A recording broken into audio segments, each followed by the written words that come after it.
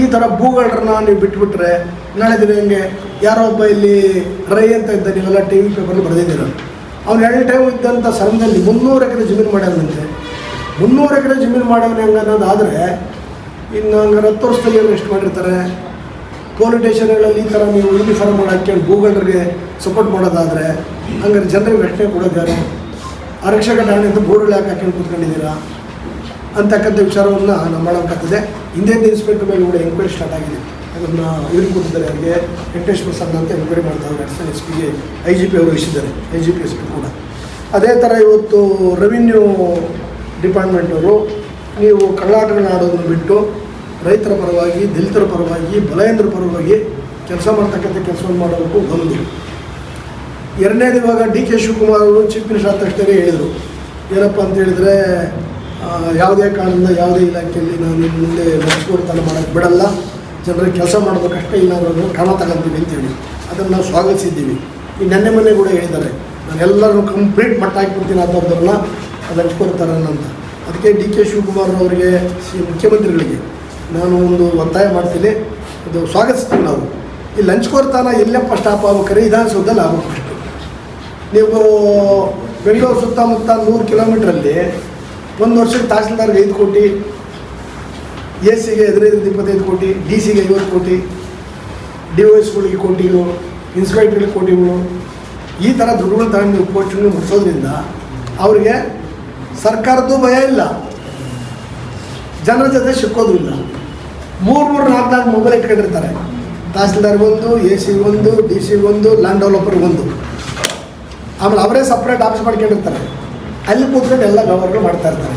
ಅದಕ್ಕೆ ಈ ಕೇಸಲ್ಲಿ ಏನು ನಿಮ್ಮಿಬ್ಬರ AC ಗಳು ಸರ್ಕಾರಿ ಜಾಗನ 100 ಕೋಟಿ ಬೆಲೆ ಬಾಳೋದನ್ನು ನಾವು ಪರವಾಗಿ ಆರ್ಡರ್ ಮಾಡಿದ್ರೆ ಫಸ್ಟ್ ಅವ್ರ ಮೇಲೆ ಕ್ರಿಮಿನಲ್ ಕೇಸ್ ಹಾಕ್ಬೇಕು. ಯಾರ ಮೇಲೆ? ತೇಜಸ್ ಕುಮಾರ್ AC ಮೇಲೆ ಮತ್ತು ದುರ್ಗಶ್ರೀ ಮೇಲೆ ಕ್ರಿಮಿನಲ್ ಕೇಸ್ ಹಾಕಿ ಅರೆಸ್ಟ್ ಮಾಡಿ ಅವ್ರಿಗೆ ಸಸ್ಪೆಂಡ್ ಮಾಡಬೇಕು, ಇಲ್ಲ ಅಂದರೆ ಡಿಸ್ಮಿಸ್ ಮಾಡೋಕೆ ಅವತ್ತೇ ಒಂದಷ್ಟು ಭಯ ಬರ್ತದೆ. ನೀವು ಸುಮ್ಮನೆ ಲೋಕಾಯುಕ್ತ ಕೊಡೋದು ಹಿಡ್ಕೊಡೋದು, ಅಲ್ಲಿ ಕೇಸ್ ಆದ ಒಬ್ಬರಿಗೂ ಪನಿಷ್ಮೆಂಟ್ ಆಗಲ್ಲ, ಒಂದು 6 ತಿಂಗಳು ಕಷ್ಟ ಅಂತ ಇದ್ದರೆ ಒಳ್ಳೆ ಕೋರ್ಟ್ಗೆ ಬರ್ತಾರೆ. ಅದರಿಂದ ಈ ಕೇಸಲ್ಲಿ ಈ ಕೂಡಲೇ ಯಾರು ಇವತ್ತು ನಮ್ಮ ಒಳ್ಳೆ IGP ಅವರಿದ್ದಾರೆ ಇಲ್ಲಿ ಗಿರೀಶ್ ಅಂತೇಳಿ, ಅವರು ಎಲ್ಲ ಕಡೆ ಕೆಲಸ ಮಾಡಿದ್ರೆ ಪಟ್ಟು ಯಡಿಯೂರಪ್ಪನ ಅವರೇ ಲೋಕಾಯುಕ್ತ ಕೇಸಲ್ಲಿ ಒಳ್ಳೆ ಹಾಕಿದ್ದು. ಈಗ ಅವರೇ ಇಲ್ಲಿ IG ಅಂದರೆ DSC ರ್ಯಾಂಕ್ ಅವ್ರದ್ದು, SP ಕೂಡ ಒಳ್ಳೆ ರೈತರು ಬಂದಿರೋರು. ಈ ಒಂದು ದರ್ಶನ್ ಕೇಸು ಕೂಡ ಅವರೇ ಮಾಡಿದ್ದು, DCP ಎಷ್ಟು ಆಗಿದ್ದಾಗ, ಇಲ್ಲಂದರೆ ದರ್ಶನ್ ಆ್ಯಂಡ್ ಟೀಮ್ ತಪ್ಪಿಸ್ಕೊಂಡ್ಬಿಡ್ತಾಯಿದ್ರು. ಹಾಗೊಂದು ಒಳ್ಳೆ ಆಫೀಸರ್ ಇದ್ದಾರೆ ದೊಡ್ಡವರು.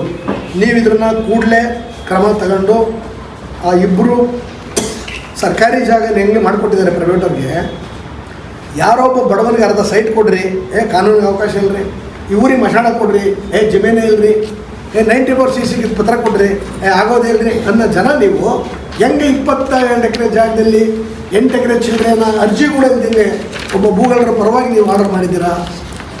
ಅದಕ್ಕೆ ತೇಜಸ್ವಿನ ಕ್ರಿಮಿನಲ್ ಕೇಸ್ ಹಾಕಿ ಅರೆಸ್ಟ್ ಮಾಡಿ ಸಸ್ಪೆಂಡ್ ಮಾಡಬೇಕು, ಇಲ್ಲ ಡಿಸ್ಮಿಸ್ ಮಾಡಬೇಕು.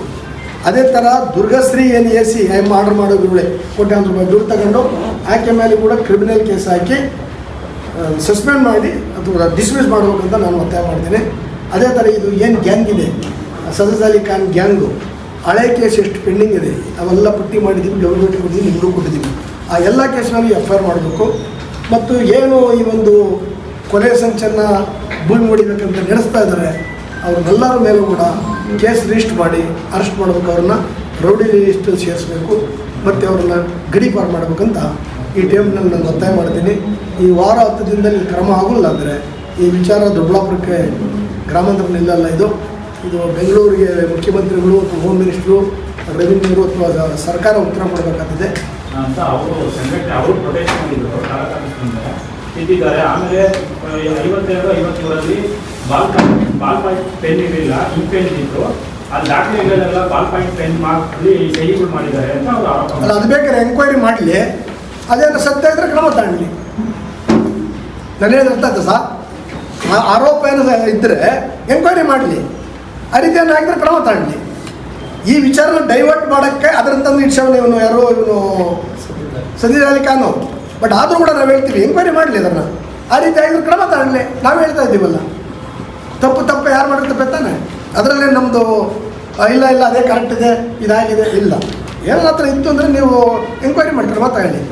ಆ ಕಾರ್ಯಕ್ರಮ ಮಾಡಿರೋದು ಮಾಡಿಸಿರೋದು ಅದೆಲ್ಲ ಹುಟ್ಟಾಕಿರ್ತೀವೇ ಆ ಫೋನ್ ಟ್ರಾಪಿಂಗ್ ಮಾಡಲಿ ಅವ್ರ ಚೆಕ್ ಮಾಡಿ ದಿನದಿಂದ ಎಷ್ಟು ದಿನ ಮಾತಾಡ್ತಾವ್ರೆ ಎಲ್ಲೆಲ್ಲಿ ಭೇಟಿ ಅಂತ ಗೊತ್ತಾಗ್ತದೆ. ಅದು ನಿಮ್ಮದು ಹೇಳೋದಲ್ಲ, ಅದು ಡಿಪಾರ್ಟ್ಮೆಂಟ್ ಮಾಡಲಿ. ಆದರೆ ನಿಮಗೆ ನಾನು ಹೇಳ್ತಾ ಇದ್ದೀನಿ, ಎಂಕ್ವೈರಿ ಮಾಡಿ, ಅದೇನು ತಪ್ಪಾಗಿ ಕ್ರಮ ತಗೊಳ್ಳಿ.